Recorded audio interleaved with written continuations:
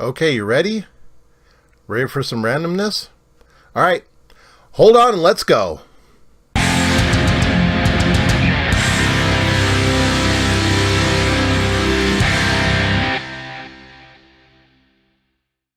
So, what I'm planning to do in this series of videos of randomness is I'm going to give you something a little new that you may or may not be aware of that you may want to check out.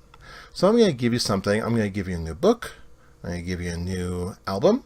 I'm going to give you something new in video. Give you a new place to eat. And something totally random right at the end. Okay?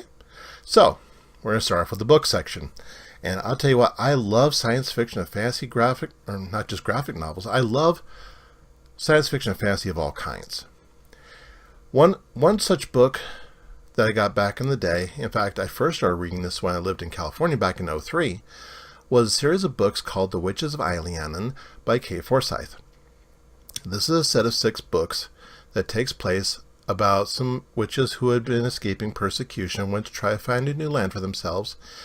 And it's about the tale of Isabeau the Red, who is trying to go on her journey to basically fulfill her destiny.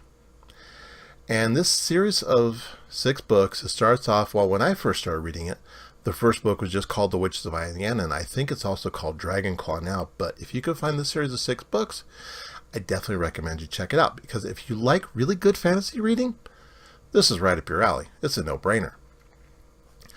So, something new to listen to. I mean, nowadays it seems like everything is auto-tuned and sampled to death. So let me give you a blast from my past. Back when I used to flip through record stores looking at really cool album covers, because I'd really grown tired of what was popular on the radio. In fact, one of my good friends, Steven, showed me that the best way to find new music is just to go out and look for it. You just got to experiment. You got to go outside the box. Because if you just go with what's on the radio, what's on the top 40 charts, you're hardly ever going to find anything really, really good. So one of the albums that I found was an album called Darkadapted. It's by an artist by the name of Danielle Dax. And this album is 19 tracks, starting with Cat House.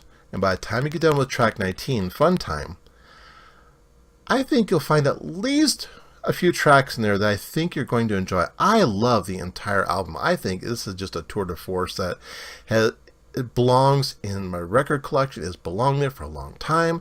I have kept it for years, and I still listen to this day. It's still relevant. Still love watching it to this day. So if you ever get a chance, it's called Darkadapted. Definitely should pick it up, because I only wish Danielle would have put out more albums. I think she only put out like 2, to my knowledge. So Danielle, if you're listening, I hope you have some more out there for us. Okay, turning on to video. I found a DVD set a while back, and I was really glad I found this, because I like a lot of good Japanese stuff. Mainly I watch a lot of anime, but every once in a while I'll find something other in the Japanese section that really appeals to me. And a college friend of mine showed me this 11-part soap opera called Tokyo Love Story. And I know what you're thinking. A love story? That can't be interesting. Bite your tongue, young one. This is actually a really well done story.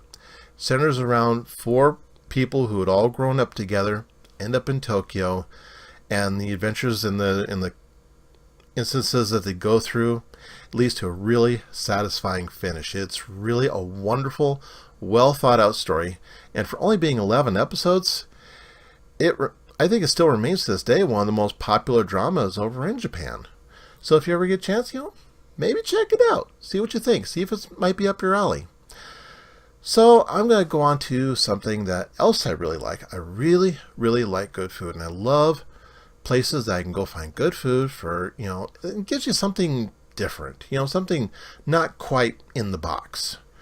So I need to find something that really hit the spot. And speaking of hitting the spot, that's the place I found. Actually, a friend of mine, their family runs this place. It's called Hits the Spot. It's out in the eastern part of Billings, Montana. So if you're ever in south central Montana, go to Eastern Billings, out in the Lockwood area, and out in the Livestock Commission building, tucked in there, is the restaurant. This is a place that I think believes in really giving you best bang for the buck. And I mean that literally. If you go in there for breakfast and you look on the menu and you look for the breakfast burrito, be forewarned. This thing is gigantic. Take at least 2-3 people with you if you're going to go eat this thing. Because I had one my very first time, had it weighed, and this thing was almost 8 pounds. It's like, holy crap, really? This thing is stuffed to the gills with just about everything you could want in there.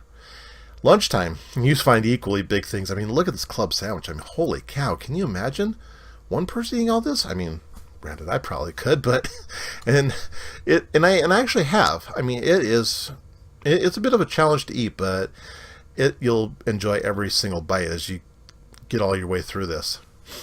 Definitely well worth the trip to go try this out. So I'm going to throw you something also a little random, and something that I just found a little while ago on the internet, and it kind of reminded me of back in the day when I was in grade school. And it's this picture that says, "It's a little sad that today's youth don't get to experience a red rubber dodgeball to the face like we did back in the day." And come on, guys. Seriously, if you didn't play dodgeball, you really didn't experience school. And these red rubber balls, they were great for foursquare, wall ball, dodgeball, what have you. But they were great for dodgeball because, even if you did get hit with these things, it didn't really, cause any kind of concussion or anything like that. But you definitely remember that doom, doom, doom sound. And, and it was a lot of fun. And the balls were great to play with too. Ladies. Sorry, I couldn't resist.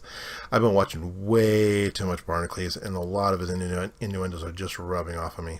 So I apologize. Well, maybe I don't. So anyway, there's a little bit of dose of randomness for you for this week, and I just thought you might enjoy something maybe just a little bit different, a little bit new, something to kind of shake up your week a little bit. So until next time, this is Midnight Banshee, always saying be yourself, be a little random, and go out and experience something new every chance you get.